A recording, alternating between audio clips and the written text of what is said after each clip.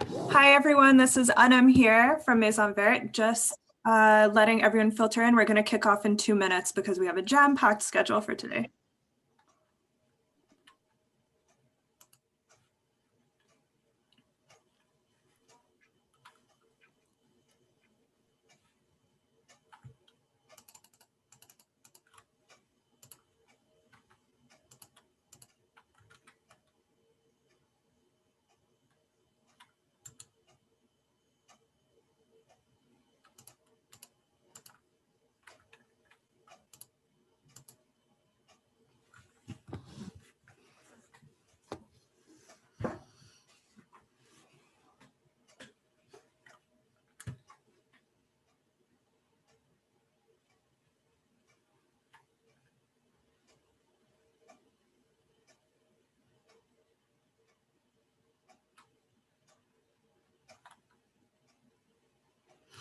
Just going to have 1 more minute for everyone to join. I think we have 15 people that signed up for today's webinar, but I'll kick off in another minute.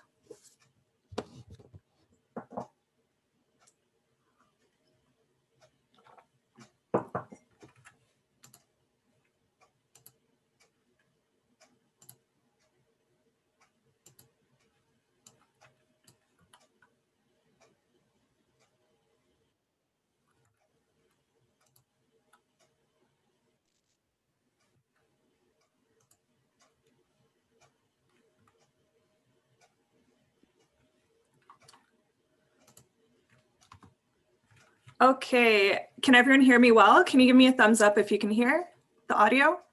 Loud and clear. Awesome. If it's too loud, let me know that too.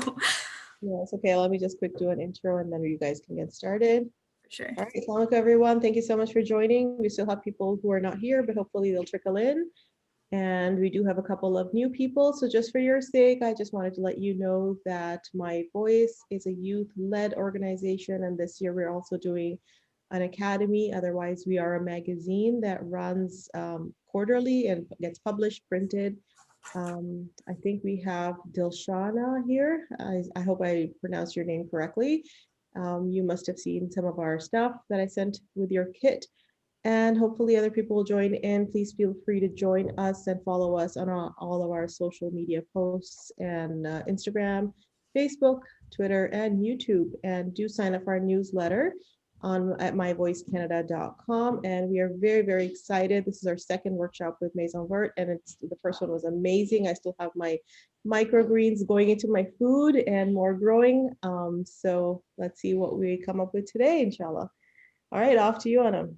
Awesome. Thanks, everyone. So as Nargis was saying, myself and Divya, my co-host here and also partner in Maison Verte, are here to host Urban Gardening 101. This is part 2 of our series of the environment and food systems. And in this week's meeting, we'll be covering how to grow vegetables indoors and outdoors.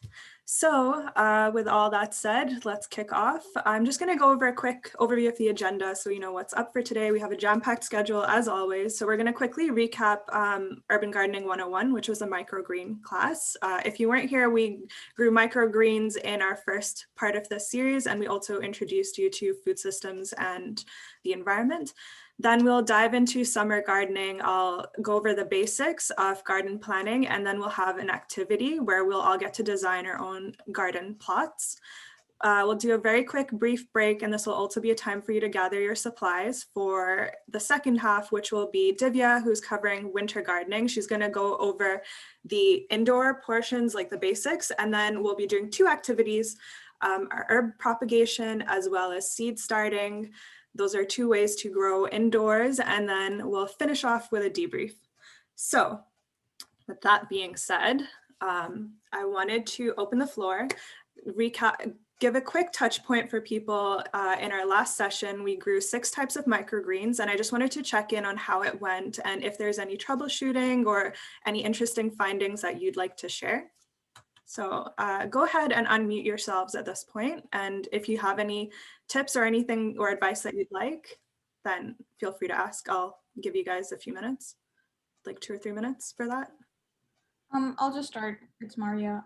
For me, like, I think I usually, like, any houseplants that I have, they end up dying at my hands. So I was really like, I felt sad about that. But knowing that I was able to grow these microgreens, like, I was really excited and proud of myself that I was able to grow them all the way and then use them in my food as well. So it was really a great experience, and it gave me like a lot of confidence to further pursue this stuff. So yeah, and like using it in my food and stuff too, it was really great, and it was a great introduction. So thank you guys for that. Awesome, that's great to hear. I could go next. Sure.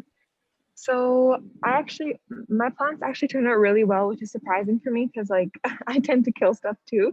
But I started off with like the green peas, and I found that they were growing like a little bit slow, but that was because I wasn't really watering them properly. But then I found like all the other seeds, especially like the smaller seeds, they grew really well. Yeah, and it went really well. Awesome. If you guys have any questions about like troubleshooting, please feel free to ask us questions. Like you can email us, you have our contact info, and same goes for this webinar. If you have questions, please use the raise your hand function, and also you can type your question in the chat as we move along, and Divya will be monitoring while I'm speaking and vice versa. So with that being said, if we're all good to go, let's dive into the presentation. Nargis, do you know if we have all of our participants here now? No, we still have a few missing, probably 4 more missing. 4 more missing. It's being recorded though, right? So we can share. Yeah. Mm-hmm. Okay, perfect. I just want to be conscious of time. Yeah. Okay, perfect. So I will start our actual presentation. So although it's really cold outside right now, and we're not quite in the frame of summer, winter is actually the perfect time to start dreaming about your garden. It's a very active time. Just because there's snow outside doesn't mean that we're not going to be thinking about our garden. This is the time of year when you can dream big and plan out and set yourself up for great success. So over this section, I'm going to be familiarizing you or introducing you to a bunch of things to consider while you're planning your garden, and then we'll go into a little demo where you can do a basic garden design. So let's kick off to understand why you're all here. Like, what led you to be interested in growing vegetables in your backyard or balcony in the first place? So I have here for inspo, during our last talk, we were all wondering what Divya's planter box looked like. So this is her planter box in May, and then how it like flourished by the time it was June. So if a few of you want to share, one or two or three people want to share why they're interested in growing, feel free to unmute yourself and share. I actually feel that there's a lot of blessing in food that you grow and cook yourself. I think a lot of health issues are because we are eating out a lot and we don't know where the food is coming from. And I think just the fact that we should go back in time to the things that people used to do and grow their own food at least as much as possible with all of the genetically modified. And I know some people are okay with genetically modified, but for me, I like the organic aspect or the naturally homegrown stuff. So that's one of the reasons to try to learn this beautiful way of living.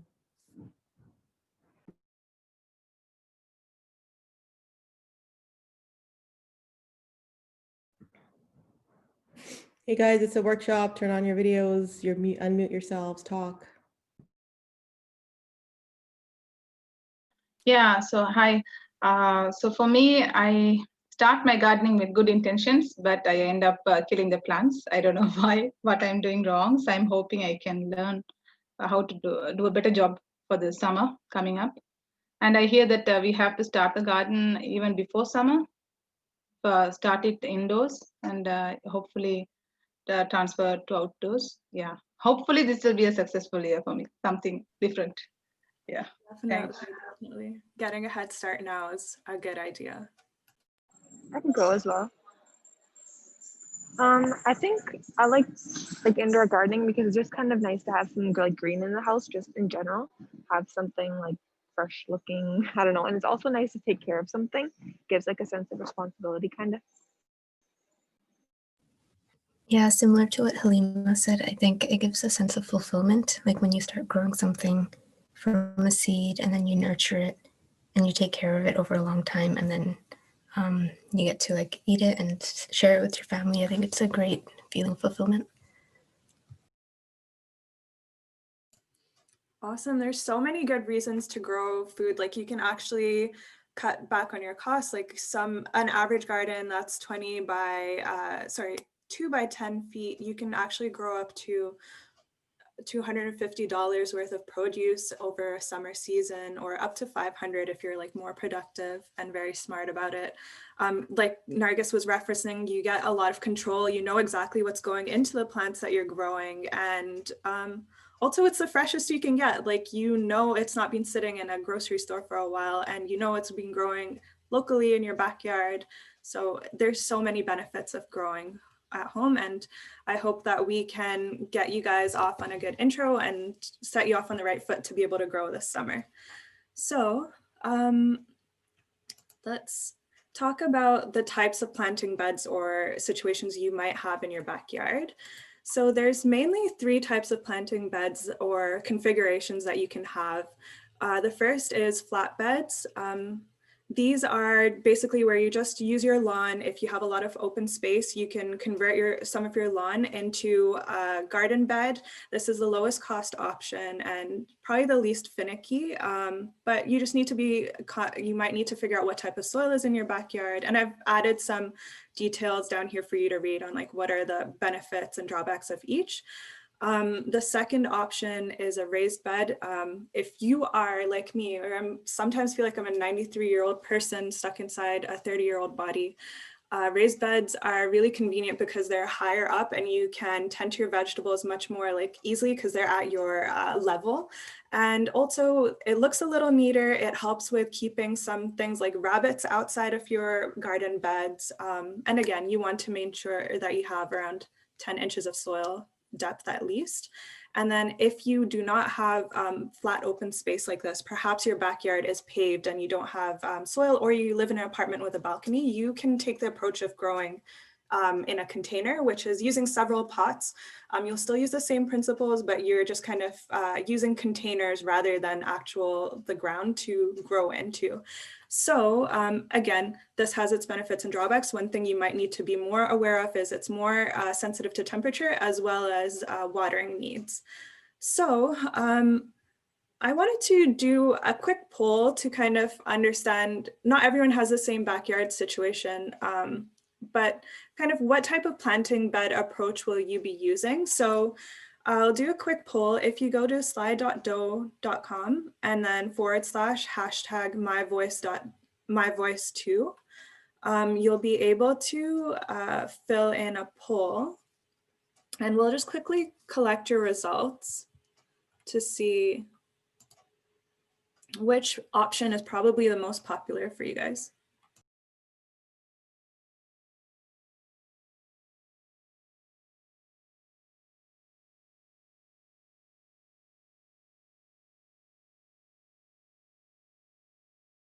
It's asking for a code. For the code, you'll use my voice. This is the code here, if you can see my screen.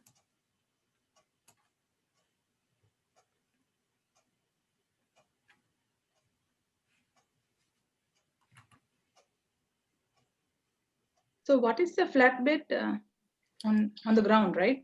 Flatbed is on the ground. Yep, exactly. Thanks. Thank you. Raised is also on the ground except with a soil mound? Yeah, exactly. Raised beds are connected to the soil, but they're just higher up, yeah.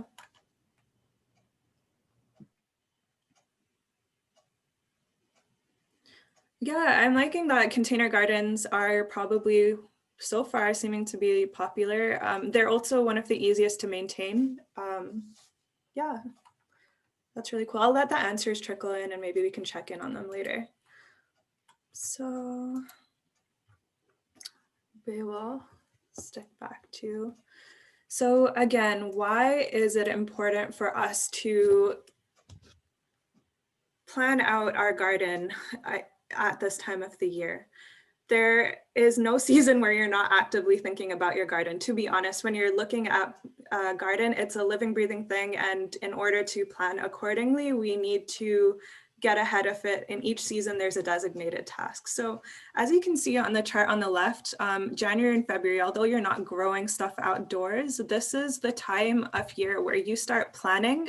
You might start your seeds indoors and set up yourself for success. So you can either start seeds indoors. These are recommended for things like tomatoes, peas, and other things. As well, you can direct, so starting in April or May, once your frost dates have passed. For first timers, I'm going to recommend that you start with seedlings from a nursery. That's much more easier. And then as you can see, as spring starts, you're going to transfer your vegetables that you've direct sown inside to outdoors by transplanting. And then in summer, you're going to start growing your harvest. You might actually be able to harvest some of your things. For example, beets, as you can see, they have a short life cycle. You can plant them in March, and then you might be able to harvest them in June, and then you can plant another batch of them. And then in the fall, obviously we're harvesting and we're prepping up for the new year. So now that we know why it's important to have ourselves set up for success, and why a summer is very active and busy in the garden, how can we make our garden as productive as possible? There's 3 key pillars that we really need to consider and evaluate. So those are sunlight, soil, and water. Most plants will require 6 to 8 hours of sunlight to prosper and keep insects and diseases away. Soil, you really need to make sure your soil has adequate moisture as well as nutrients to promote a healthy growth. And water is extremely important, especially at the starting stage when you have seedlings that you've just transplanted. And keeping an easy watering schedule is very, very critical for your success. So we're going to take it back into each of those 3 triangular pieces. I was going to say quadrants, but and we'll break it down into what each of those factors are for you. So beginning with sunlight, we're really looking to understand our climate. So has anyone here heard of a hardiness zone or what that might be? No, I haven't.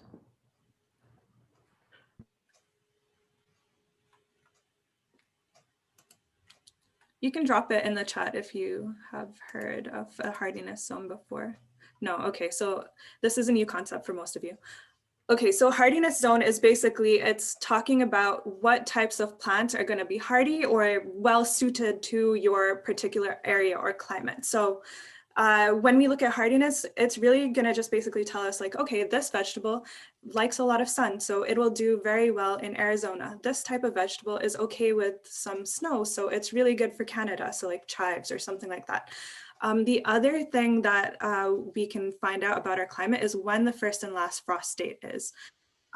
If you know when your first and last frost date is, you can time the time you put your vegetables into the ground very well so that you can beat out weeds, have them grow faster into stronger plants, and have a better odds against pests. There's several ways to find your zone. I have here an example of the GTA, or I guess the Golden Horseshoe in Ontario. There's a map here showing which areas are in which zone.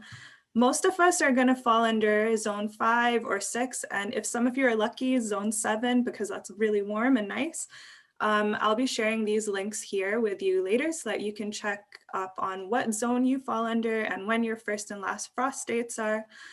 And we'll actually use that in the activity. Divya is actually going to drop off in the chat a little link to this first link, Farmers Know Best, and you can look up what zone you live in. Just search for the city that you're in.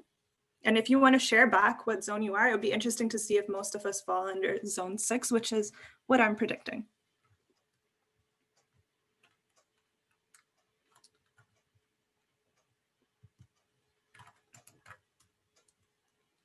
So I'll give you guys a minute to do that. So let's just see what people have. Zone 6.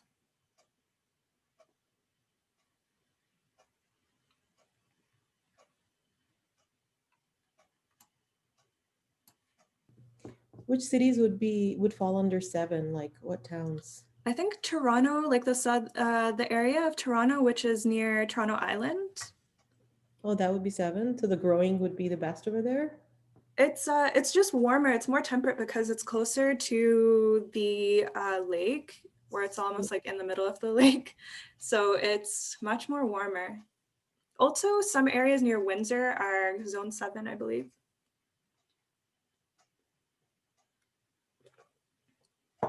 Ah, Rana, I'm jealous. You're so lucky.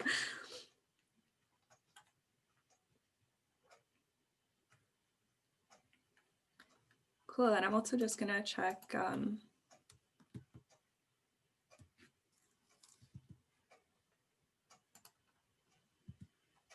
Also near Windsor. So Yeah. like Tecumseh will be zone 7. Mm-hmm.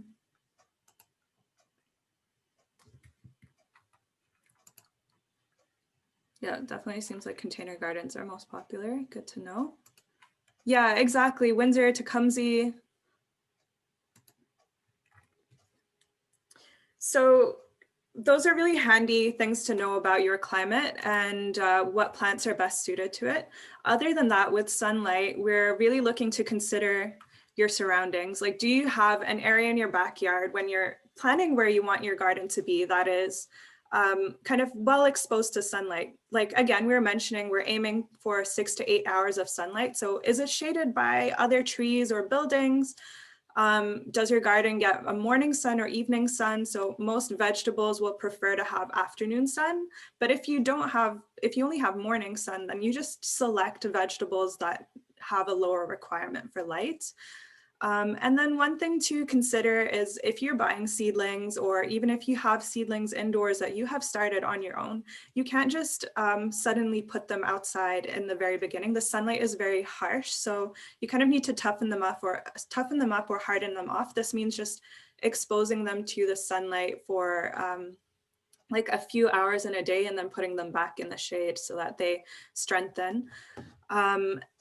So in general, when you're looking at these needs for sunlight, you want to make sure you have 6 to 8 hours, like I mentioned, and try to find a spot that is south facing. That is going to give you optimum sunlight and least amount of shade. And with this vegetable bed that you have here, if you imagine that the trellis that's on the back, that is facing north, and this shorter area here with these smaller vegetables, these are on the south end, you can see how the shadow will work in your favor. The shorter vegetables are not going to impede the sunlight that's going to be on the row behind them.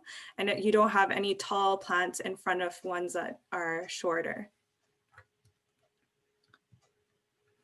So the next part. We have several containers. You think that we should place them in certain, so that the north end would have the taller plants and the south end of the container would have the shorter plants? Exactly, exactly.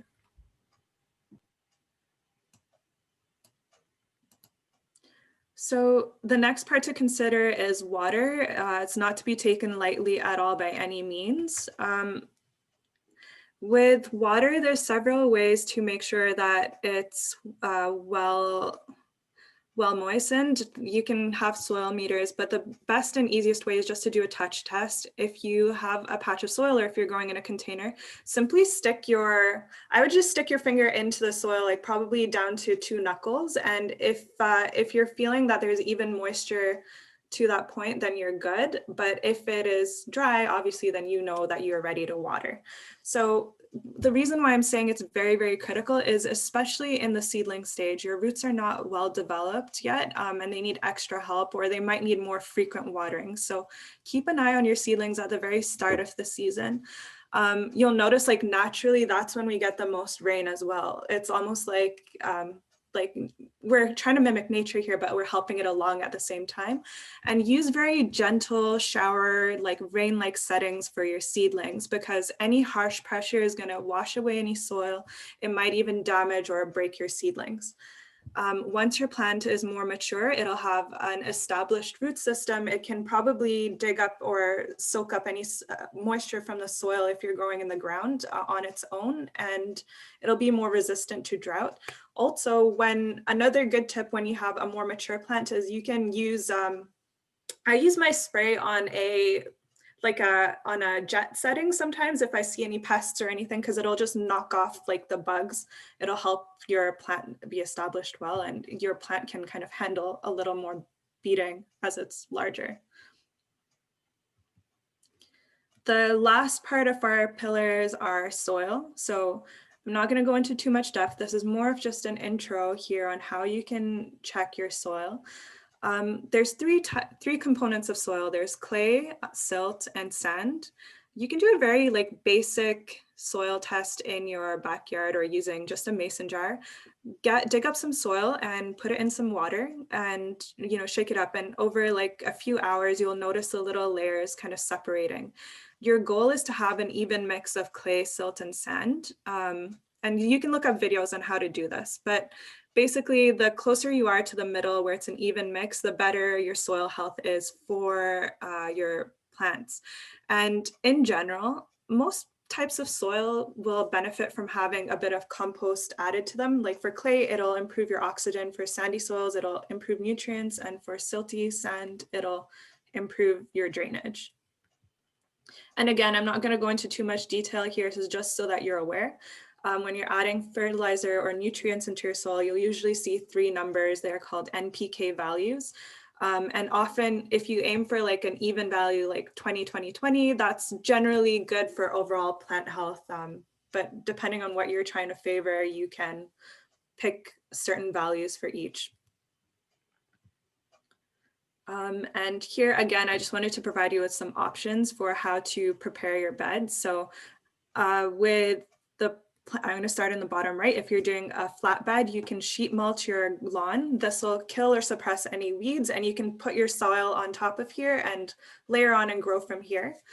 If you're growing in containers, you want to make sure that your soil is well draining, especially in a container. So you can add something like perlite, which will improve the water flow.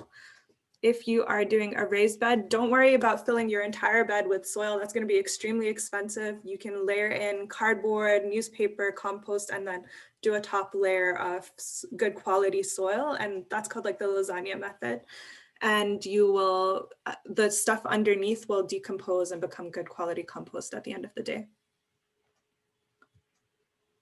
So I just wanted to check if there's any questions. I have a quick question for compost. Yep. You know how we compost our food and we just throw it in the bin and throw it out every week with the compost bin? If we don't throw it in the bin and we throw it in our planter instead or container, is it the same thing, or do we have to put it through a process before we put it in the container? I would say it depends. If it's very small and fine, something that can break down easily, like a few leaves or so, you can toss that directly into your soil. If it's anything larger or substantial that's going to take time to break down, I would recommend putting it through a composting process. Like you can get backyard composters, or you can get a worm bin, or you can try burying it further down into the soil rather than putting it on the top. Like banana peels and stuff, like what would you do with that if you didn't have a composting bin? I haven't tried banana peels, but I would assume because those take quite a bit of time to decompose, bury them under the soil a little, don't just put them there. And even with compost, a lot of it takes a year to kind of mature. You don't put fresh compost, and you never put straight compost in with your soil. You want to do like less than 30%. Otherwise it's too much for your soil to handle or for your plants to handle. Some people, they if they don't have the capacity to actually do full composting, they might make like a compost tea where they mix, you know, either like water, almost like making a tea in itself.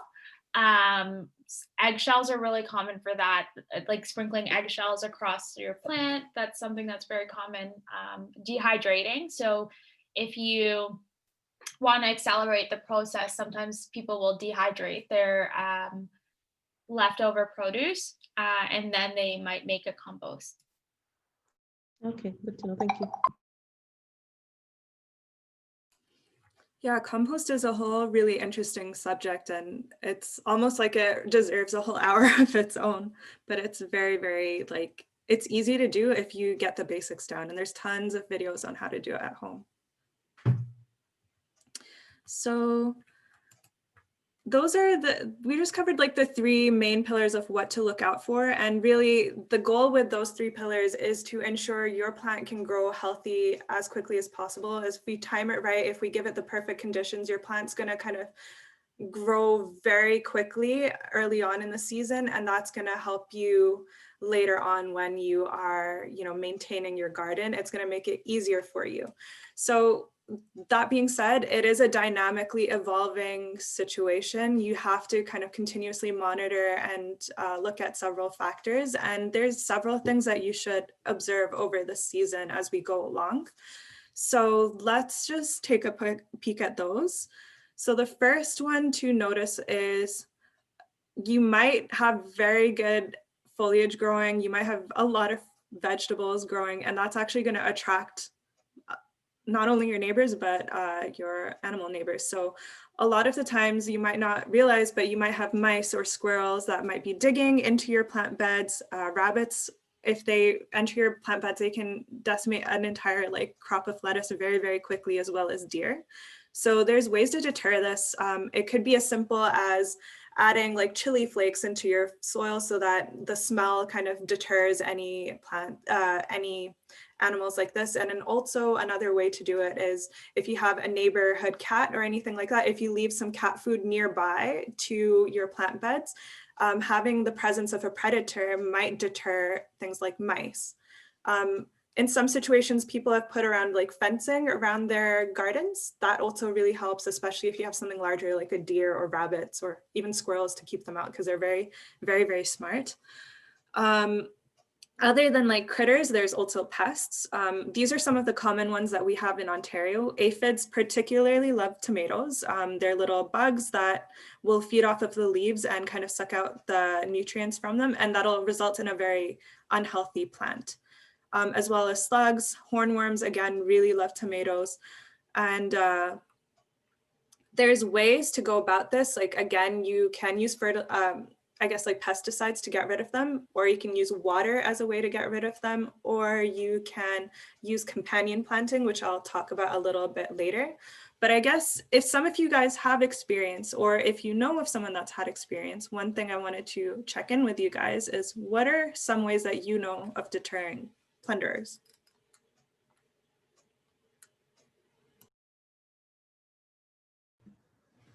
I think there's some herbs that deter, like basil and mint, but I don't know exactly what they deter. I just know that I put them sometimes around my tomato plant, and I don't really get a lot of squirrels around that area or rabbits. Yeah, that's a really good example of companion planting, because the smell of the mint, or it's more attractive to pests. They might, they either don't like it or they like it more than the tomatoes. It might attract or confuse the pests from going on there. Because again, they're animals, so they rely on their sense of smell. They might not be able to detect tomatoes, which is their favorable food. I think coffee grounds as well tend to kill some of the smaller pests, like the little slugs and stuff, right? If you sprinkle it. I'm not sure if they burn the plant though. Yeah, I'm not sure. I haven't heard of coffee grounds. There's so much information on this. There's a lot of natural ways. I think I've used with eggshells. If you grind them up, because they're sharp, slugs don't like to go near eggshells. Yeah. I'm just seeing some interesting discussion in the chat. So Dilshana said cat litter. So Yeah. I'd love to know more about that. And then I think Roja says that there you can buy some mats from Dollarama. So I'd love to know, have you purchased this before, and did it work for you? I have purchased it, and I think I have 6 or 7, and I just grow them right around my tomatoes usually and my beans, because squirrels like to go in and just hide in the beans, which is annoying. So I just kind of place them right outside, just so as soon as they try jumping in, they kind of step in it instead. Okay, so it's been working then, Raw. We should go get them. Yes, 100%. Okay. Yeah, I don't know about the cat litter. I was just asking, was it cat food or cat litter that you mentioned? In the like I typed the question when you mentioned something about cat food, I believe, that deters mice.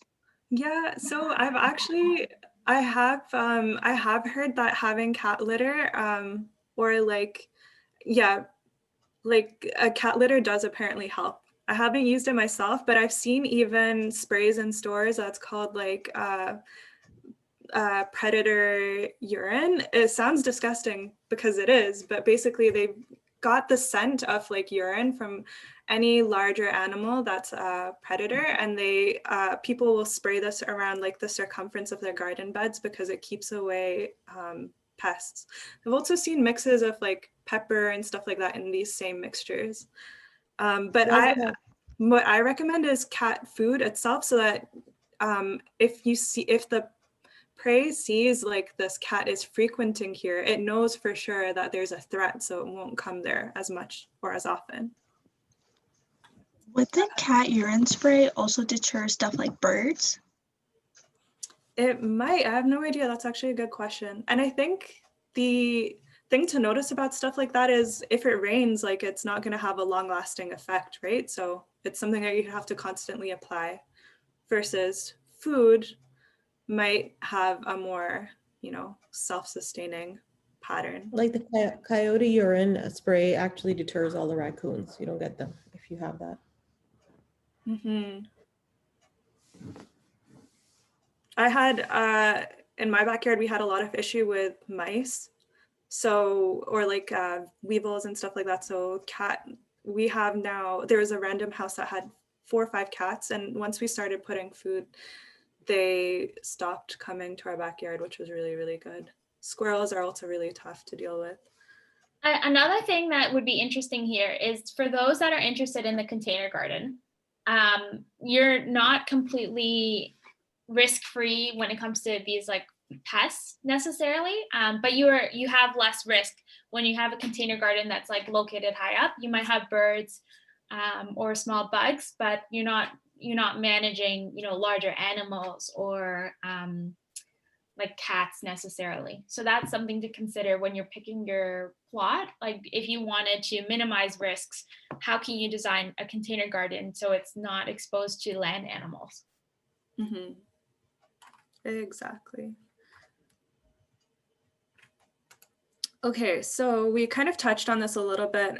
Companion planting, as mentioned, it's when certain plants, when you group them together, they either improve each other's health or they improve each other's yield. So there's several reasons why you can do it. So I've listed them here for shade regulation. So a larger plant, say like a broccoli, it's got a big canopy and it can shade something smaller that's just started as a seedling, like lettuce, or you might be able to use it as a natural support. So corn, because it grows really tall and it's steady. If you have a plant that needs to trellis up like peas or beans, they can use it as a natural support to grow upright. It improves the plant health overall. So plants, each type of one will absorb different nutrients or substances from the soil, and that can either be beneficial or detrimental to the plants nearby. Healthy soil is another part of this. So for example, beans and peas, they're called nitrogen fixing plants. They add nitrogen to the soil, and that helps the plants nearby. And similarly, plants that have long, deep taproots, like carrots, for example, they go deeper into the soil and they bring up nutrients higher up to the surface level of plants. Pest deterrence, so like as you can see in this image, a lot of bugs don't like onions or certain herbs and stuff like that. So it can deter pests in your garden bed. And it can also be really great for weed suppression. So if you have a plant that likes to trail and like crawl along the floor, if you plant it near a plant that grows upright, you won't have a lot of gaps in your soil and you'll have even coverage. So the less soil that's exposed, the less chance of weeds you'll have in your gardening area. So again, I've like linked to a really cool resource here. And you can research these. There's like no end to like the benefits of companion planting. And it's a very like, each person learns something new about it. The last thing I wanted to talk about is succession planting. It's a way to get the most out of your garden and extend your harvest like several times in the summer. You don't want to be only planting in the spring and only getting your harvest in the fall. You can actually get continuous produce from your garden as the season progresses. And some of the ways that you can do it is you can have the same vegetables, but staggered planting. So for example, in this chart here, you can notice that beets have a short growth cycle. You can have them planted in March, and then you'll harvest them in June. And then you can replant them in the summer and then harvest them in the fall. You can also do the same thing, but swap out the vegetables. So instead of growing beets twice, you could do beets one time and then swap it out for kale, for example. Another example is paired vegetables in the same spot. So something that's tall, for example, like green onions next to salad, because they have different shapes, they're not going to interfere with each other. And the last way, this one's, let me know if this doesn't make sense, but basically you can grow the same vegetable very tightly together in the beginning.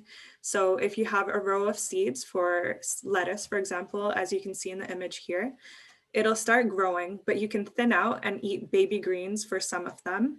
And then this leaves a gap in between. Like if you take every other baby green out, it'll leave enough room in between your salad leaves for the one in the center to grow larger and more mature. And then so you have baby greens at the start, and then like a month later, you'll have larger, more developed lettuce to eat through the gaps. So does that make sense? I'm just gonna look for a thumbs up or anything. And these types of things you can find, like there's zone planting schedules, like this one is for zone 6, but you can look up ones for zone 7. They're fairly similar because they're adjacent to each other, but just something that's helpful as a guide for reference. Okay, so I have armed you guys with a lot of information, and now we kind of know the basic mechanics of how to grow. And the easiest way to start structuring your garden is to use a grid plan. So this is probably the easiest because, you know, people have worked out how much space each individual vegetable needs. It's based on a grid of 1 foot by 1 foot.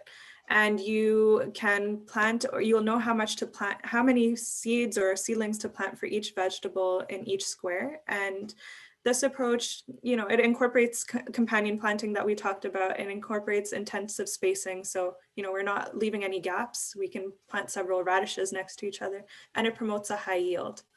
And it's a very, very easy entry-level way to start planning. So with that, we found this tool for you guys to use. We want you to pick veggies that you like to eat. Like, I don't mind if your entire plant bed is just tomatoes. Like, that's totally fine because that's what you like to eat at the end of the day. So use some of the principles that we've mentioned in this tutorial, and we'll create a grid, a garden design. And I'll just show you what that'll look like. We'll give you guys this link, or Divya will share it in the chat. It'll take you to this Google Doc. So you'll use the Google Doc to go to the garden planner site, and you'll create a 4x4 grid. This is a great beginner design. And if you have a container instead of a garden, that's fine. You can still adopt this. And then you'll just drag and drop your squares into the selection pane. I've put together some resources here on your zone and your first and last frost date. You don't really need them here for this because I've done a bit of the work. I've determined some vegetables that are good for zone 6 and 7 and 5 in general, and I've identified who their companion plants are, if you can see. And then I've also linked if there's any that have benefits as a pest deterrent, things that don't play well together, and ones that are good for succession planting. So like you'll see, you can go into this website here, set the width and length to 4x4, and then you just click and drag. So for example, I have Can you put the link of this in the chat, the website? Yes, it's in the website link is here. It's garden Okay. grid activity. Okay. And then you just click and drag your vegetables, and it'll tell you how many to plant together and when to plant them. So I think the best way is we'll give you guys around 15 to 20 minutes, and then we will split up into 2 breakout groups so that you can ask us questions if you need any help.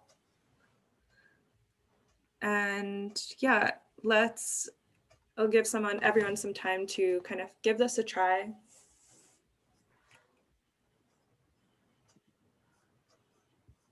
If anyone has questions before we start, please do that now. Yeah. Mhm.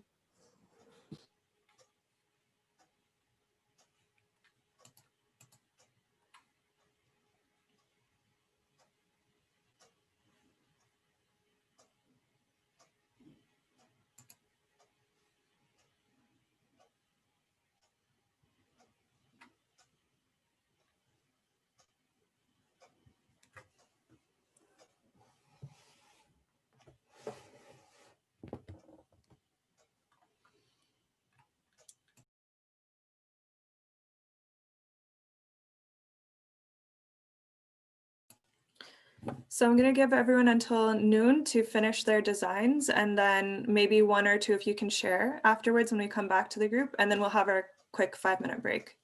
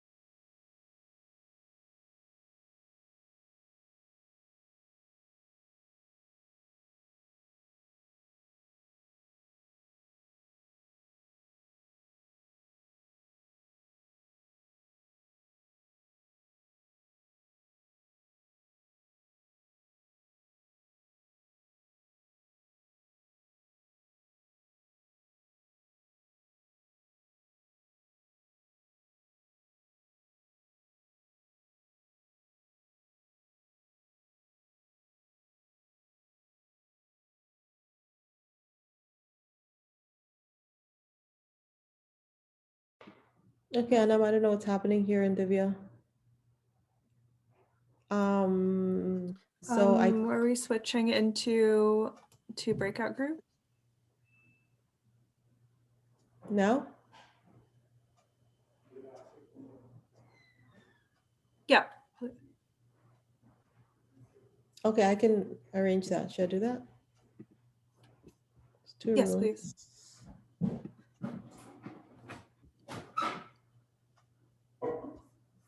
Wait, where'd it go?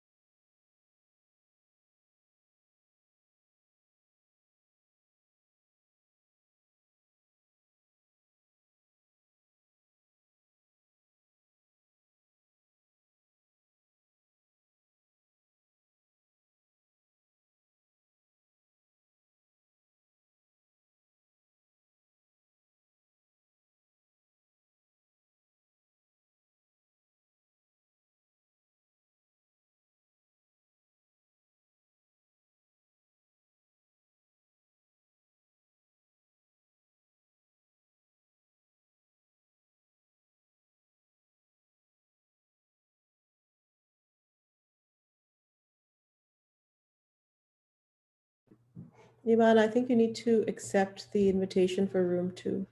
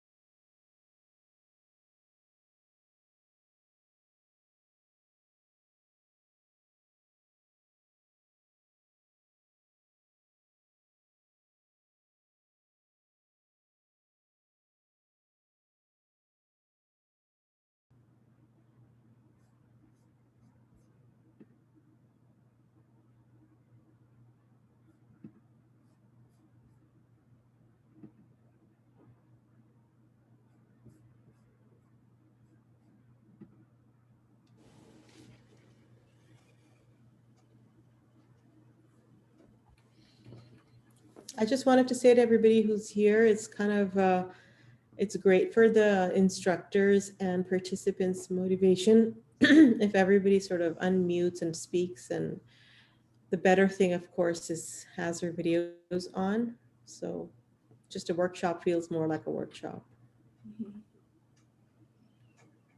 How did it go, guys? What did you guys come up with? My group has a volunteer presenter. Yes. Garden. So Shana, do you want to present?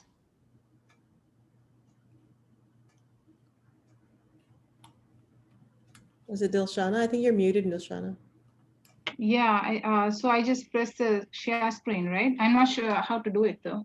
Oh, we might need to enable you. Do we need to enable you? Yeah, I'll just quickly give her the co-host. There you go.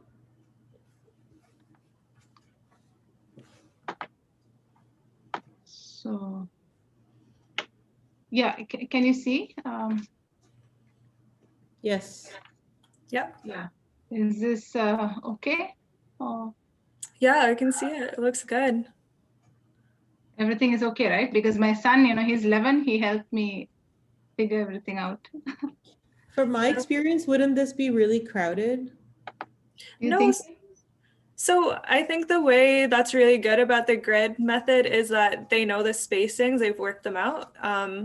As long as you're adhering to, like, you have one plant in, like the eggplant in the square, they've decided that that is an appropriate amount of plants for one. Is it 1 foot by 1 foot? Each square is 1 foot by 1 foot, exactly. So if you were taking this design and turning it into a container garden, you could imagine that each square is 1 foot sized container or a 1 gallon sized plant pot. Okay, because my containers are 4 by 2s, so I actually changed the grid size and put that in there. Yeah, absolutely. Do what makes sense for you. These are some of our family favorite vegetables, so that's why I went with this. And also, we have flat bed. My garden, we have a flat bed, so I don't know how it will work with the flat bed. I think one suggestion I'd make is, you see how you have beans near the front, like near the bottom end? Is that considered your like south side or north side? Which side would you say is your north? Which one? I can always switch it out, right? So Yeah, I would say keep your tall plants all on one side. So for example, you know where your tomatoes are? That's all Yeah. on the back row, that's tall. So maybe you can swap the parsley and the beans. Okay. And that way your tall plants are all towards the back and they're not gonna have any shade coming on the shorter plants. The same with the squash. I think because the squash is a vine, it likes to grow tall or like along the ground. If you put it near an edge, it can either go off the edge of the container and grow that way, or it can grow upwards. Want to swap are the carrots and the kale? Yeah, the squash and the carrots, I'd say.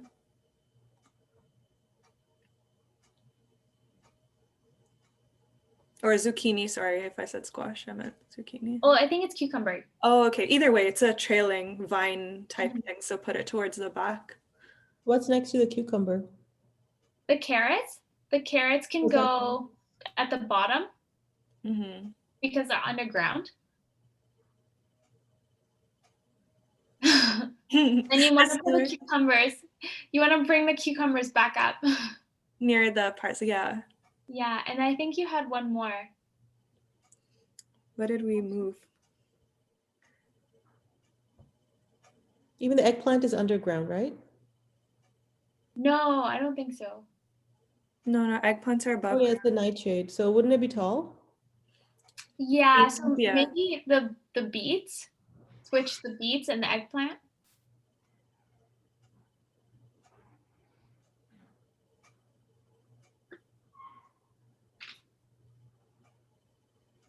And then the parsley and the eggplant. The parsley and what is in the bottom left? Is it beans or peas? Oh yeah, the beans. Yeah, I think parsley and beans swap those.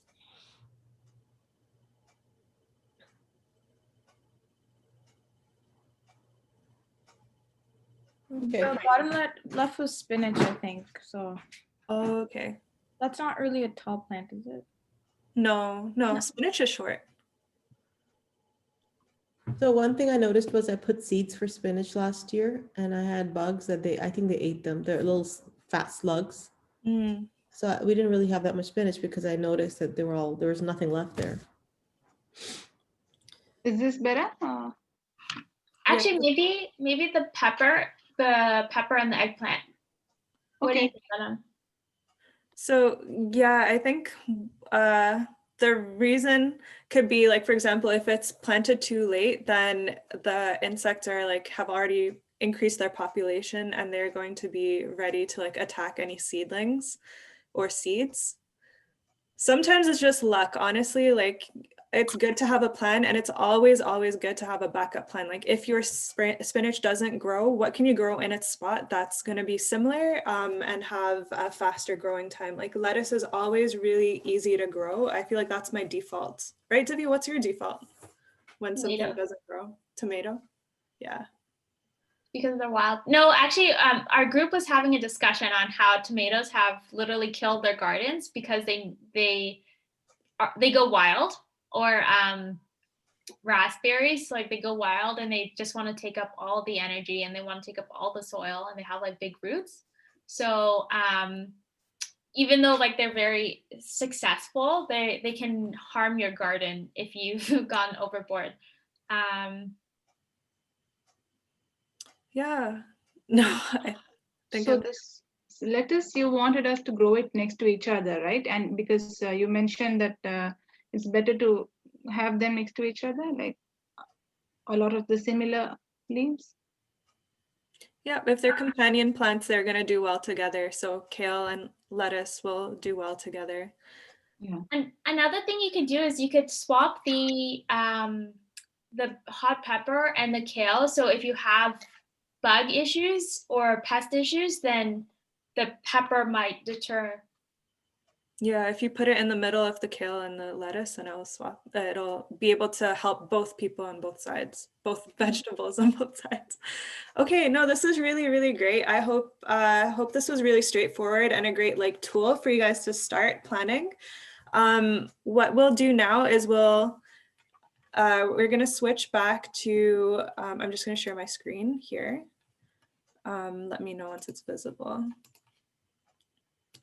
So we're going to take a quick break here, gather your supplies. I have the list up here ready for you to grab, and we'll meet back in 5 minutes. One thing I want you guys to definitely do during this break is these little dried seed pucks, peat pucks that Divya is holding in her camera. Can you soak that in warm water, like either microwave a mug of hot water or something and put the soil in there, because we need that to expand. It'll take a little while, so definitely do that. You need only one of them for now. And yep, that's everything. I'll meet you guys back in 5 minutes. I'll start the timer.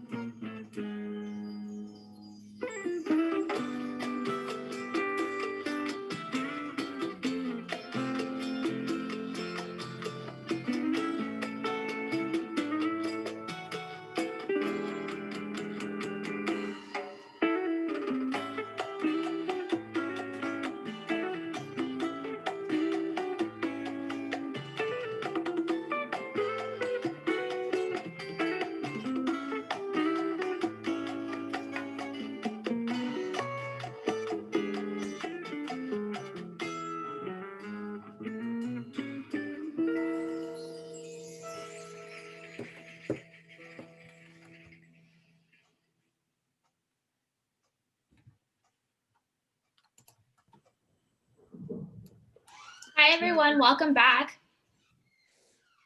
Hello. Did everyone stretch? I hope everyone got a moment to get up and get moving. So, Anam, did you want to share the presentation? Yes, 1 second. 1 second. I'm just going to quickly show my peat pod. I just want to make sure everyone else's is like about the same. Can you see that? You should have expanded quite a bit.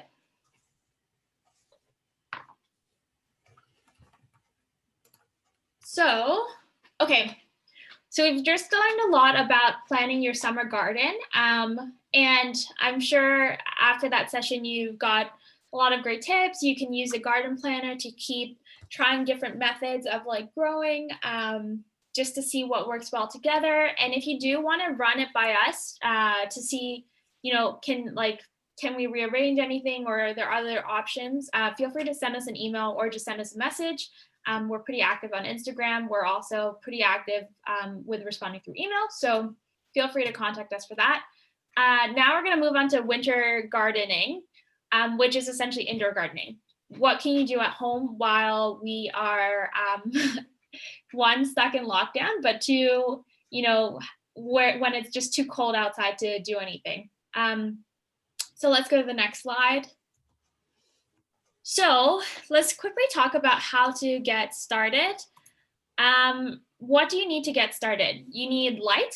You need a container of any sort. This could be as simple as like a recyclable container that you're repurposing, for example, like a salad kit. It doesn't have to be anything fancy. We actually highly encourage repurposing your recyclables as containers, or you could go out and buy a couple of clay pots from like Dollarama or Home Hardware. Like there are different places you can get that.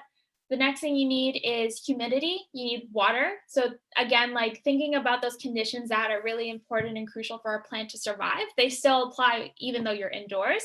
The nice thing about being indoors is you have like a little bit more control over how to structure your humidity or even your temperature. One thing that's super important about indoor plants is you want to have consistent temperature, you want to have consistent air circulation, you want to make sure it's not drafty. Another thing that you need to think about is your growing medium. So for those who attended Microgreen 101, we talked about the growing medium of using water and paper towel, but you can also use potting mix. There are different types of ways that you could kind of have a plant fruit grow. Sorry, there are different ways you can have the plant grow. It doesn't necessarily have to be soil, but so we always recommend soil because it's full of nutrients and you don't have to add it on later as your plant is getting bigger and bigger. So similar to what we had discussed in Microgreen 101, but the difference is now the plant is getting much bigger and it's going to take a lot longer to see that growth. So what we recommend for beginners is to try and look for smaller plants that are low maintenance and do well in partial shade. Like going back to the idea of light, like light is something that exists in every household, but it's not consistent. Like we can guarantee that you'll have partial shade, but we can't guarantee that you're going to have like a very sunny, direct sun spot that can have hours and hours of sunlight, especially in winter. So you can supplement it by using tools, but just to get started, just to learn about how it works, like we always recommend go smaller and get something low maintenance that will work well in partial shade. Let's go to the next slide. Okay, so now you have like the parameters of understanding how to grow indoors. Let's think through these roadblocks that you might face as like a beginner grower. Some of the problems that you might have are that there's not enough light. So going back to plants that need more than just partial light, what can you do when you're facing something like this? Another thing might be inconsistent temperature. Basil in particular is like very sensitive when temperature is inconsistent. You'll see the leaves wilt. You'll see the leaves even change color. I can show you mine. Can you see the root the leaves right here had changed color? And this is because it was too cold at one point in my house. you could have, you know, bacteria or infections, and that could come from anything. It could come from like cross-contamination. It could come from being exposed to a different plant that's fruit, like having fruit or seeds, or it's trying to pollinate. You could have humidity problems. This is a common winter problem where the air is very dry, and that causes plants to want to shrivel up, just like humans. Like when humans are cold, we shiver and we want to kind of conserve our energy, so we try and become smaller. Same thing with plants. Like they need like that moist environment. Or like thinking about your skin, like your skin starts to crack and like it becomes super dry. Plants have the same problem. Essentially, again, it's like a living organism problem, so that's something to consider. And the biggest problem of all, if I think about, you know, my family and friends and how they kill their plants, is because they haven't watered their plants properly. So raise your hand or put in the chat, like, have you ever killed a plant because you just didn't know how to water it? Because that's something that I've done in the past, and I want to make sure that all of you know what to look for to prevent that going forward. So some of the tools that you can get to like get you past these roadblocks, which are an investment to some extent, are like grow lights. Anam can quickly show you the grow lights that she owns, which helps her get full sun to grow some of these advanced plants that we have. And that's to kind of prevent the light problem. You could get like fungicide or an organic solution. So we usually recommend using organic solutions, don't use fungicide necessarily, especially because it is a chemical. And if you're uncomfortable, we don't want you to go out and expose yourself to something that you're not comfortable with.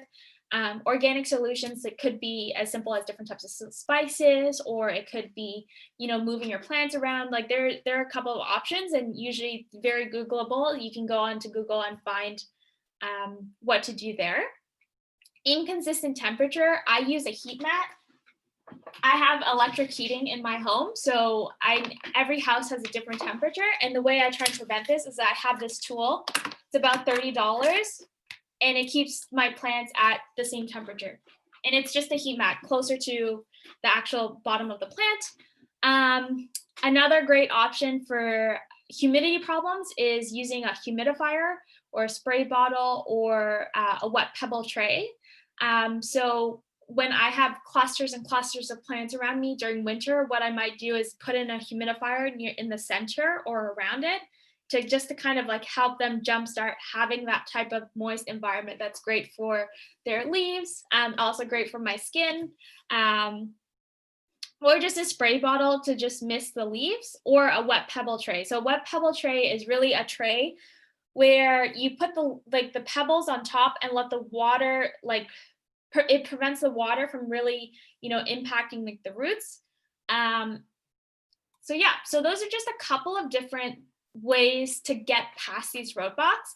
The purpose of just discussing this is that, you know, as a beginner plant grower, like as a beginner gardener for indoor gardening, there is always a solution. Unless you've like overwatered your plant, then like, you know, it's hard to go back, but there's always ways to prevent problems, and they tend to be reoccurring. So if you are exposed to something, like there is a solution, or you just learn from it and you kind of work past it. So that's kind of just what we wanted to let you guys know before we get into the activity. So you can go to the next slide. Sure, and you requested to just show like what a grow light looks like. It's just this little like desk clamp. I don't know if you can see my screen, but basically it's just a row of lights, and you can adjust it to like how bright you need it to be for your particular plant. And yeah, it's pretty inexpensive. I think you can even get light bulbs that can go into your existing, like if you have a desk light, you can just pop a light bulb in there. They're called grow lights, and there's some that are just around like $9, ranging up to like very expensive for like professional growers, but there's always options in every. You get them like at the regular store where you get bulbs, or is it just the plant stores? I have seen them in Lowe's and Home Hardware and stuff like that, so you can find them. I've ordered off Amazon just because it was convenient, but they're everywhere. A good brand to look for is called Sansi, SANSI, and another one is Bright Labs, so we can share that.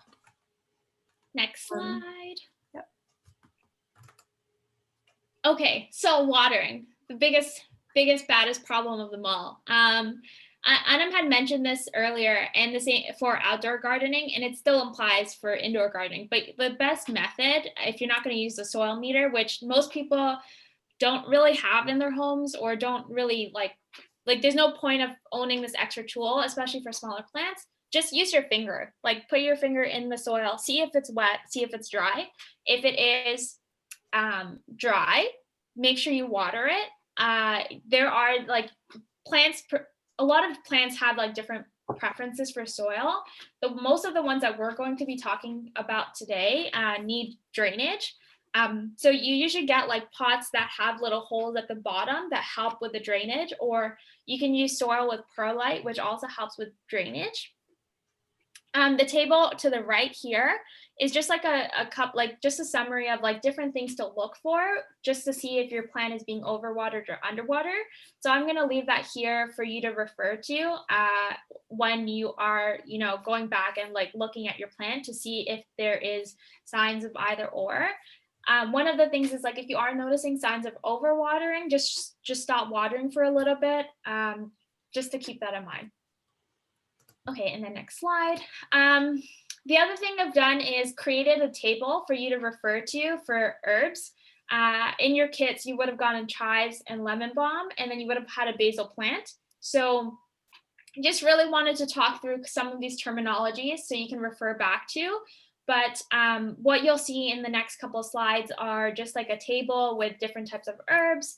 The sun, so there's a difference between sun and light. Sun is, how much time do you need to spend under the sun? And if it's something is full, it needs at least 6 hours of direct sunlight. And if it's moderate, it's 3 to 6 hours. So it's just a little bit less. I would recommend for winter, try and aim to get like a moderate sun plant, just because that means like you don't have to worry about how do you supplement the light when you've gone beyond like the 5 hours of sunlight that we get during the winter. The height is like the height of the grown plant. So something that we talked about earlier was like thinking about your space and how big the plant is. So accommodate your space and try and get a plant that works for it. Don't get like a really large plant when you know that you don't have the environmental conditions to keep it growing. The soil, so again, like well drained or wet and damp. Some plants do thrive under wet and damp. Mint is a perfect example of that. There's like minimum oxygen within the soil, and it usually dries over a longer period of time, versus like the well drained, you want it to dry out quickly. You want it to have a lot more oxygen, and that usually prevents like the roots from rotting from the inside of the soil. Light, so different from sun.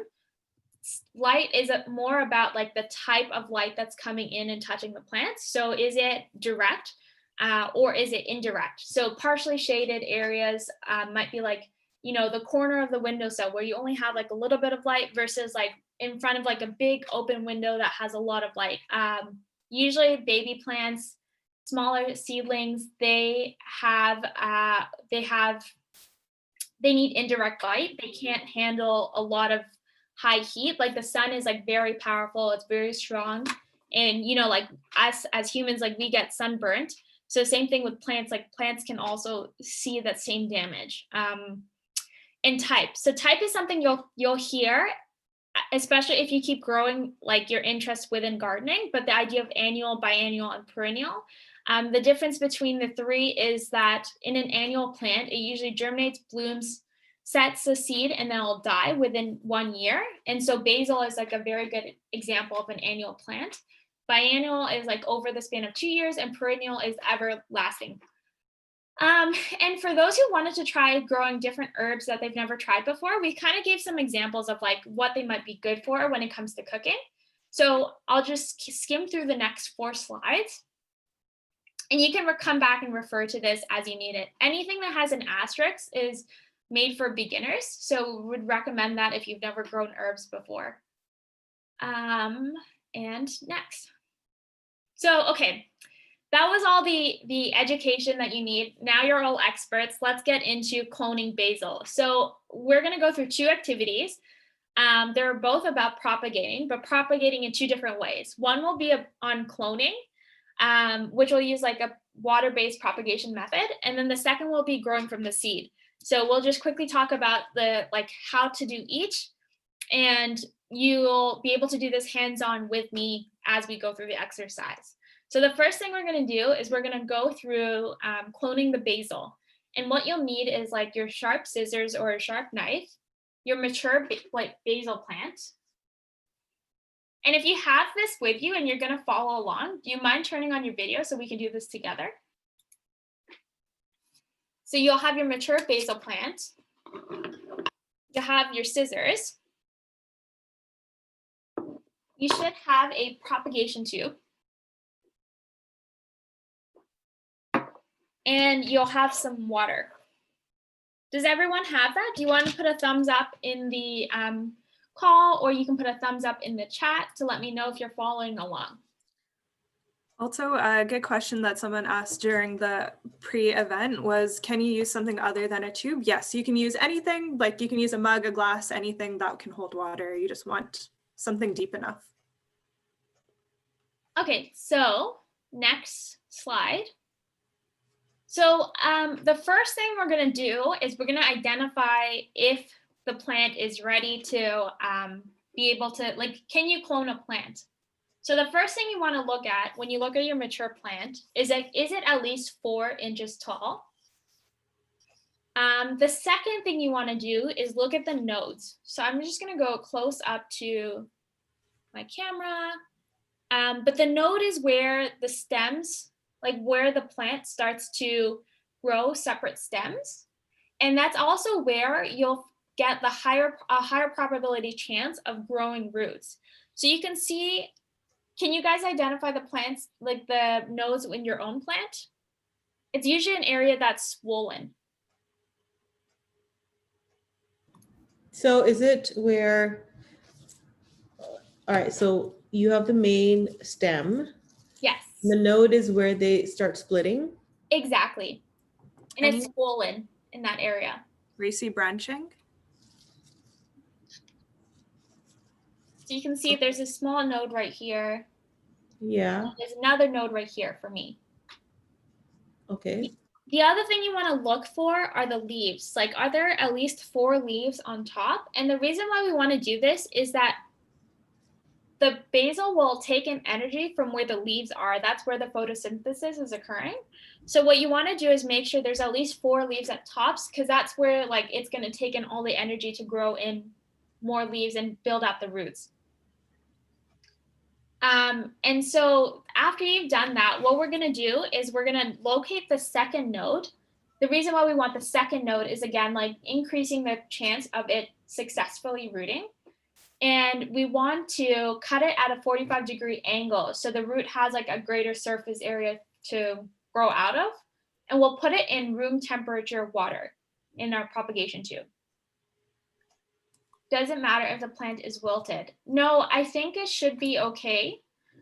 What it means is your plant probably just needs a little bit of water. So it should be perfectly fine.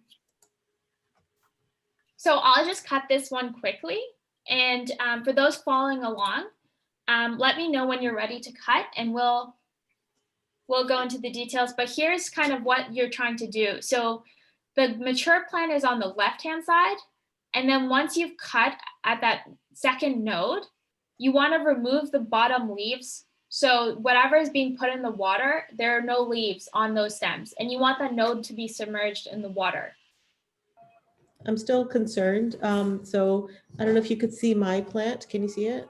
Let me switch to gallery view so I can see everyone's plant.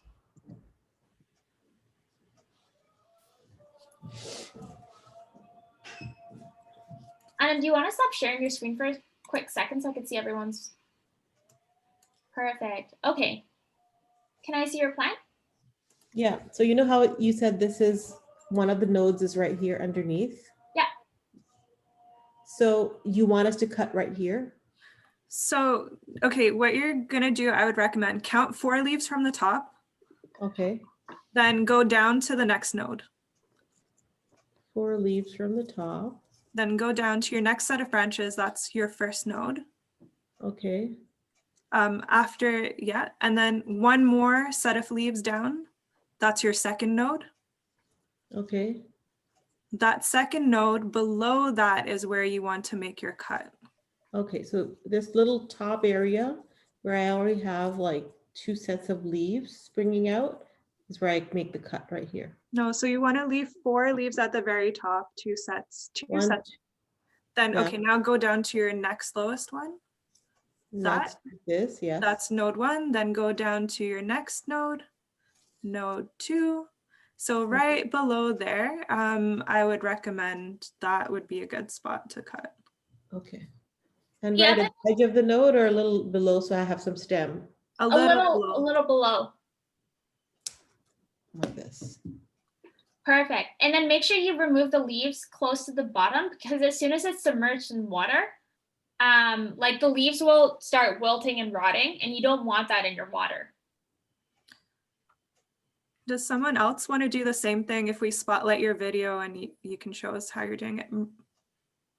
And so should we just put it in the little flask in the? Yeah. And then make sure the water is it should be room temperature. And then you can just put it in the little propagation tube. The other thing is, like, you can do multiple. So if you have a plant that has like multiple big leaves, as long as it's only like 30% of the plant, you could do multiple, and that'll increase your chance of success for rooting. Okay, so on the same plant, I could go down through 2 nodes and then just cut again. Yeah, exactly. As long as the mother plant, so the big plant that you have, the mature one, has about 30% of it remaining, you can do as many as you want.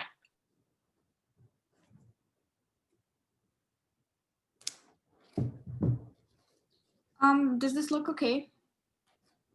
Can I spotlight your video to see? Okay. Can you bring it closer to the camera? So I already removed the leaves from the bottom, and then That's perfect. cut it. Yeah, I don't know. That's perfect. You might want to do one more just in case, just to increase your chance of success. So put it in the same glass tube? Yep, you can put it in the exact same tube. Okay. And then the Anything thing with to the notice core. is if both of your nodes, like both of the places where you removed leaves, those should both be below water. You might want to top up your water a little more. And we're not covering it with the cork anymore. No. Nope, you can just leave it out like that. And then just cut at, again, like 45-degree angle, so you can get like a lot of surface area on where the root will be forming. Yep.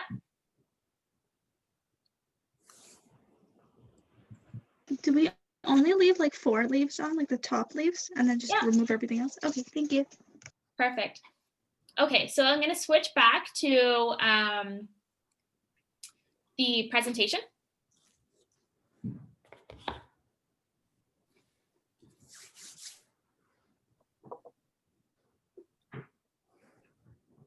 So you can see over a week, like the little roots have formed. And they're growing longer and longer. So you'll have a similar experience over that period of time. Next slide. So sorry, when are they ready to, like how long do the roots have to be before we take them out and put them in soil? I'll talk about that in a second. So, okay, so now everyone should have their basil clone in the water. What do you need to do next? You need to make sure that you're storing it in a warm and brightly lit area. So near a window, and make sure like there's like some heat in the area. So again, like I use a heat mat just to be consistent, but you don't have to. Like if you have like a pretty warmly temperatured house, like that's perfectly fine, and let it get that sun. Make sure you're changing the water every 2 to 3 days with room temperature water. And the reason why you want to do that is like what will happen over time is that there will be algae or like bacteria buildup, and that's natural because you have like this like living environment, and you have it'll form like humidity, so you're just exposed to that kind of environment. And so you need to change the water about every 2 to 3 days. around like 10 to 14 days, you'll start seeing like roots appear. It could be as early as a week.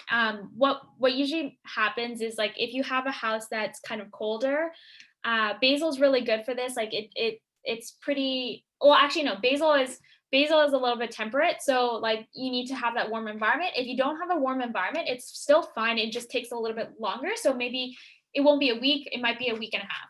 Before you start seeing roots. And then around like 3 to 4 weeks, the roots should be long enough to transplant. So what you're looking for at that point is 5 centimeters to 2 inches of root growth. And then that's when you want to start putting it into a pot. One of the things you have to keep in mind is that because it's like delicate and the roots are delicate, when you're putting it into the pot, put in the potting soil first, and then delicately put more potting mix around it. Like keep the plant structured up from the top and then pour in soil around it, put in water, a little bit of water, put in more soil, like layer it on, but don't shove the plant down and try not to touch the roots too much. Yeah, so that's something that you need to keep in mind. And then just follow regular watering practices. So cover it, water it every few days, like keep doing that, and you'll notice like if you notice it's dry, just add more water. If your plant is wilted, it's probably just dehydrated, which isn't a big concern. So one of the things I actually just want to talk about really quickly is like if you're starting to see that your stem is like turning brown or something like that, then it might be because it's like the stem is starting to rot. And this usually, like if this is happening, what you can do is either like discard the plant and try another, like propagate a different node on the mother plant. So like the big mature plant, like, and the other thing you want to do is, or you could try and like remove the like the parts that are kind of nasty, like off by when you're washing it. So run it under water and just try and pull it off and put it back into the water. And so that's something that you want to keep in mind. The other thing you'll notice is that when you propagate from like the basil plant, the plant will become bushier. So your original plant will become bigger and stronger when you start taking off these nodes. So what will happen is, like, if you can see here, this is where this plant was propagated. Like, this is where we cloned the plant, and now 2 new stems have appeared. So the same thing will happen as you're cutting away from that bigger plant. If you're not taking everything away from it, like you're only taking up to 30%, or you're taking up, like you're leaving at least 30% of the plant there, it'll become bigger and bushier over time. So that's kind of how you have like everlasting basil. Like you don't have to go back to the supermarket. You can just keep propagating the same way. So we can go to the next slide. Okay, I have a question for everyone, and this will be on Slido. But can you clone a clone?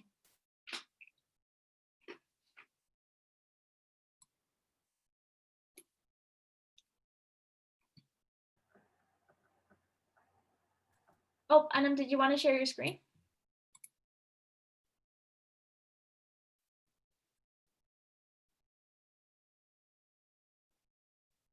I think you're on mute.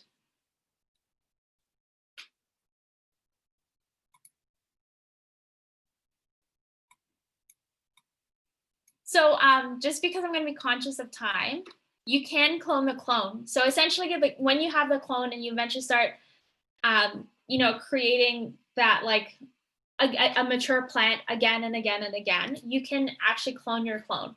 So you can switch back to the presentation. So now you've learned how to propagate through using the cloning method. Why would we ever grow from seed? So again, I'm just going to be mindful of time here. I'd love to have the discussion, but we only have 15 minutes left.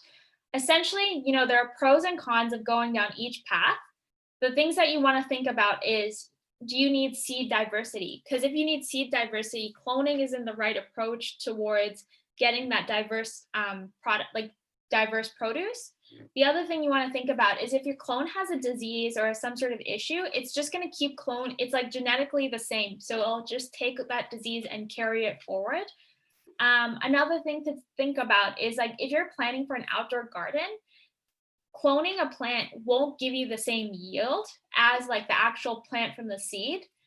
And as well, like the roots won't be as strong. So over time, like the cloned plant, although it is growing the same way, you have to kind of bear seeds before you can get the same strength. So next slide.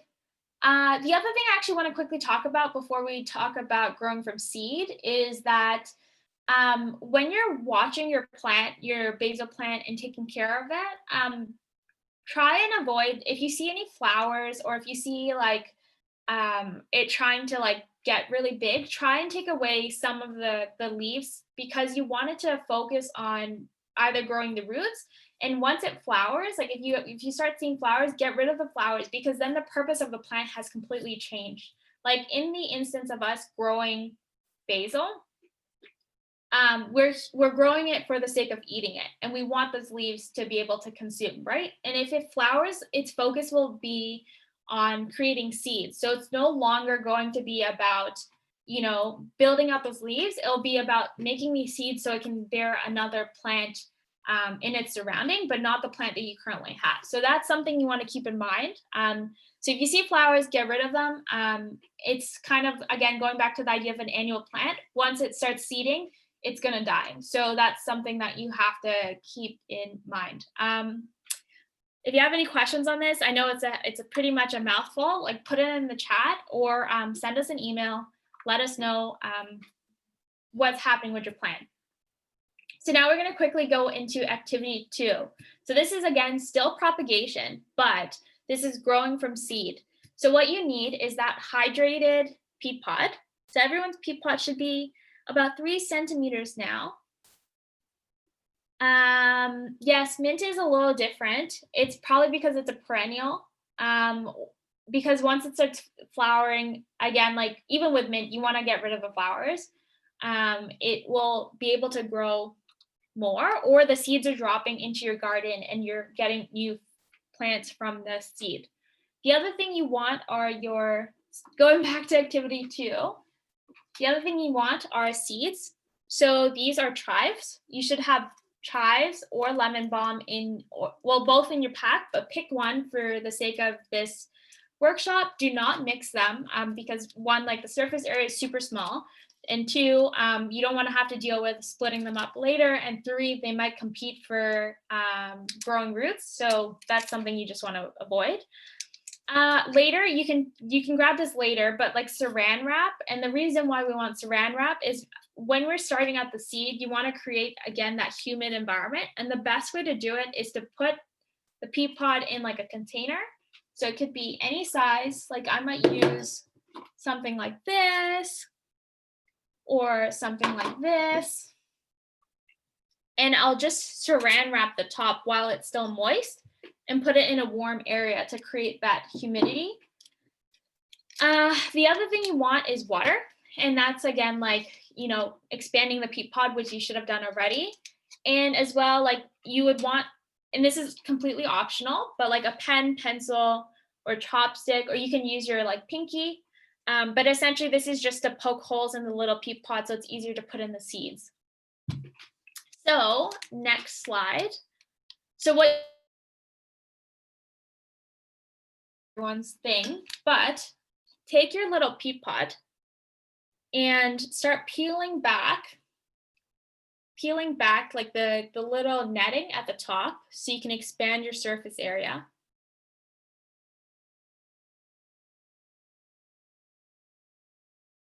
And like fluff up the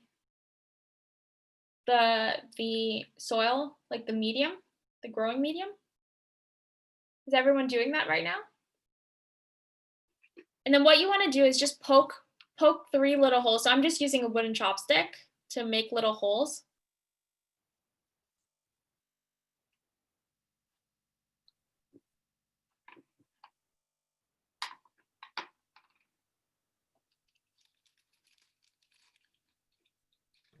Do we not drop it into the little container you gave us, the paper container?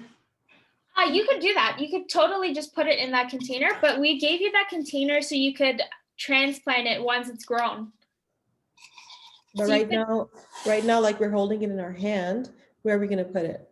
Yeah, like you can totally use that container. Okay. I was holding in my hand so you could see what I was doing. Okay. And then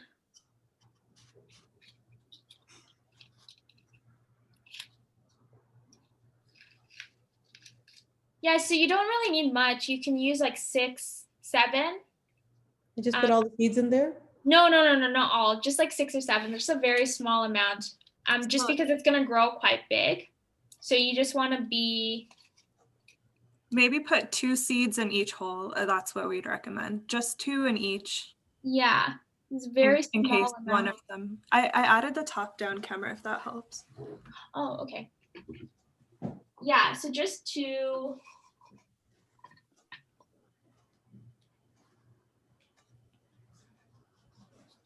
Literally putting 2 in a hole. And then once it's in the hole, just cover up the hole with the peat pod, like the peat from the peat pod.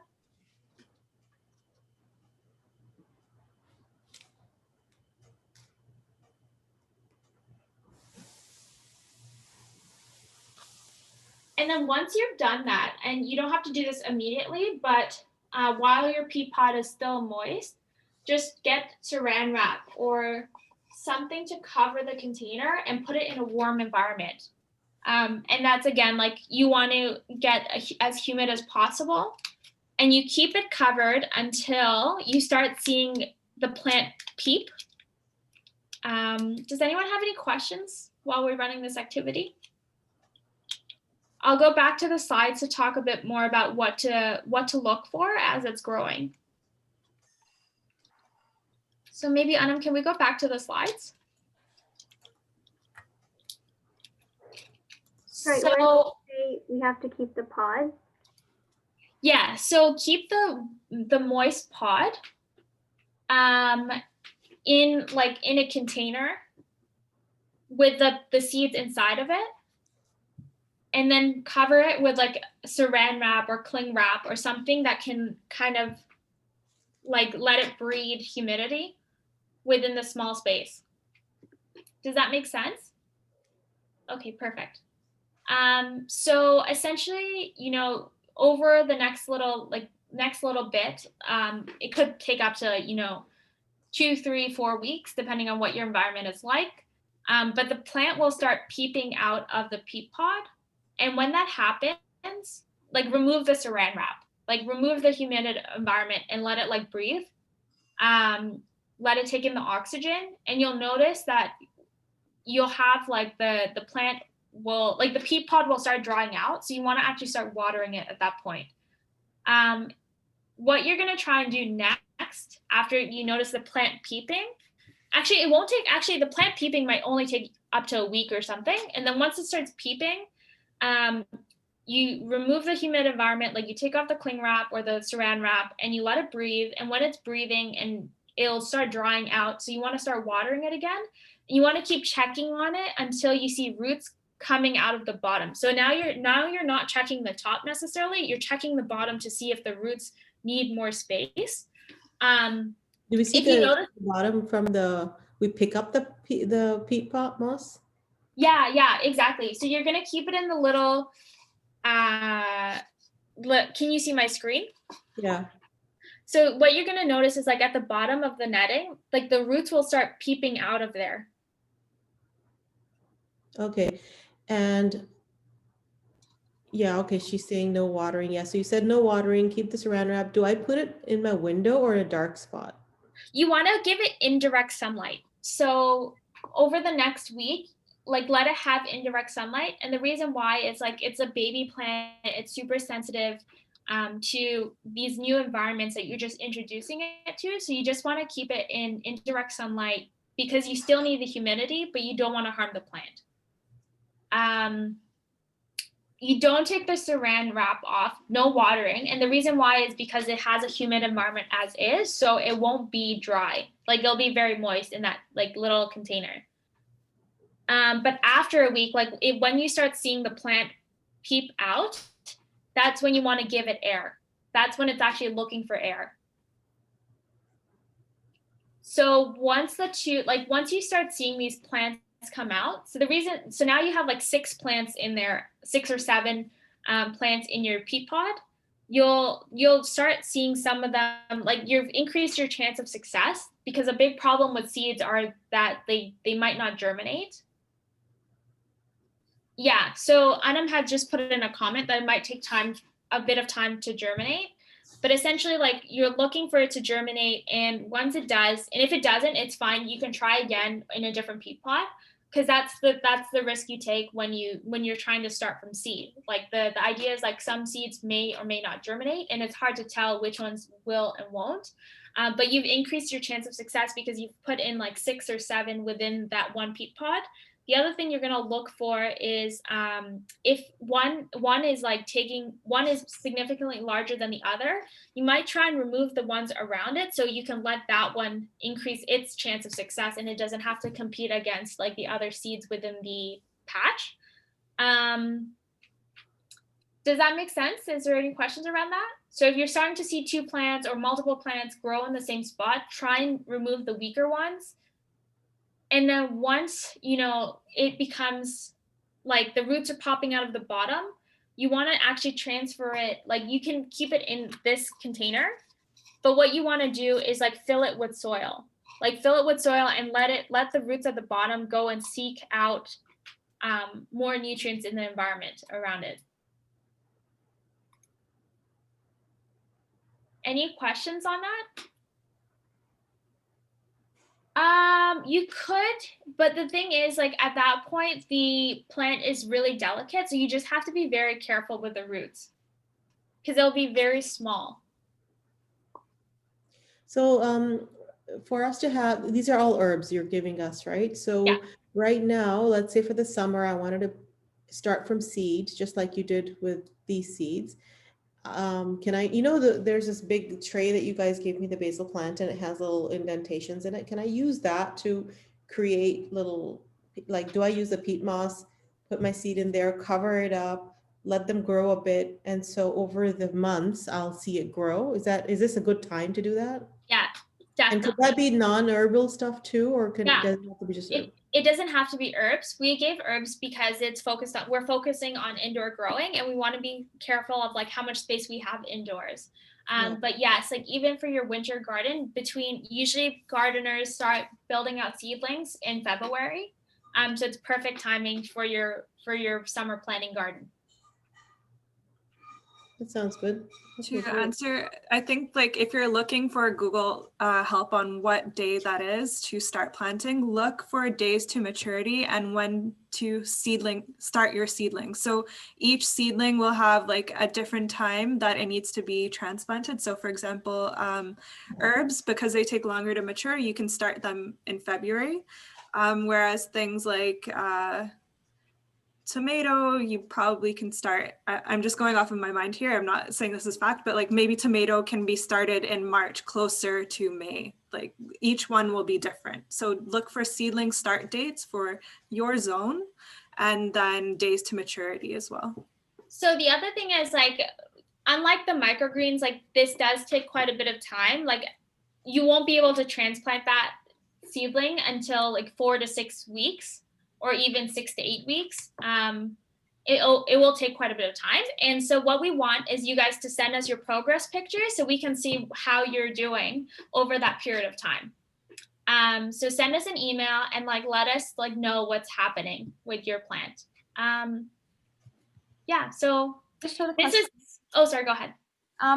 Basically, if we're trying to grow anything at all, this initial process will work for it. So using the pea pod and then like putting it in like the holes, like a few seeds, the saran wrap, and then waiting it for like the sapling and then transferring it into another pot. So this would work for like anything from like eggplants to like herbs.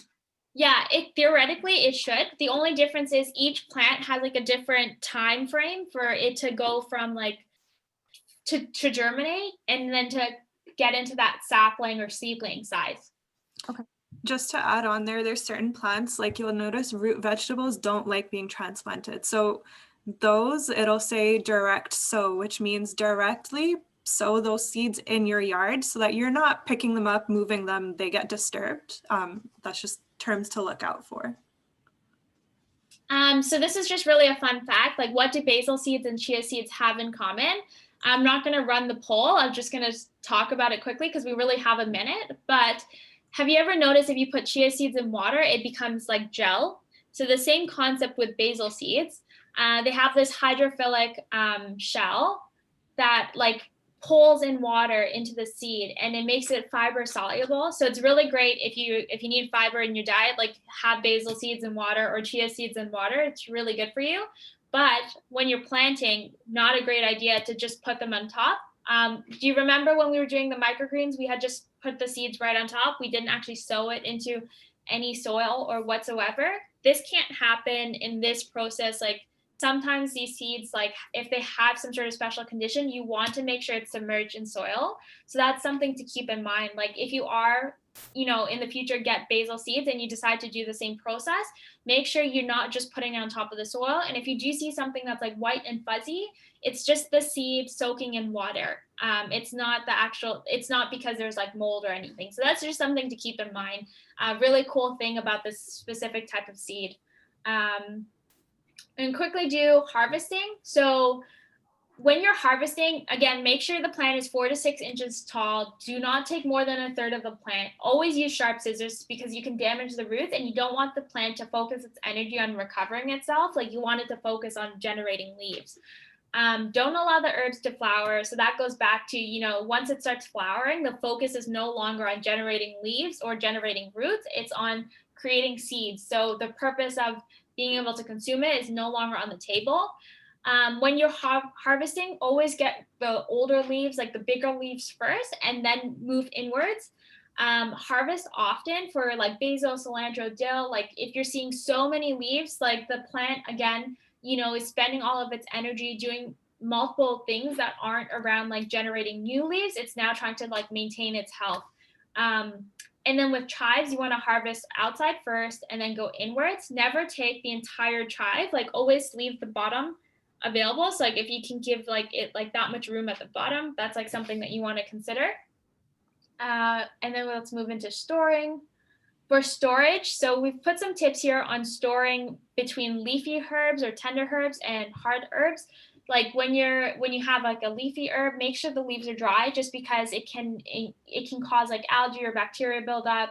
Have you ever noticed like putting in like a wet berry into the fridge, it becomes soggy? It's the same kind of concept here. Like, you want to avoid that because it can build up, like reduce the shelf life dramatically. You want to put it in like a small cup of water just to keep it fresh, just because they do need to be hydrated.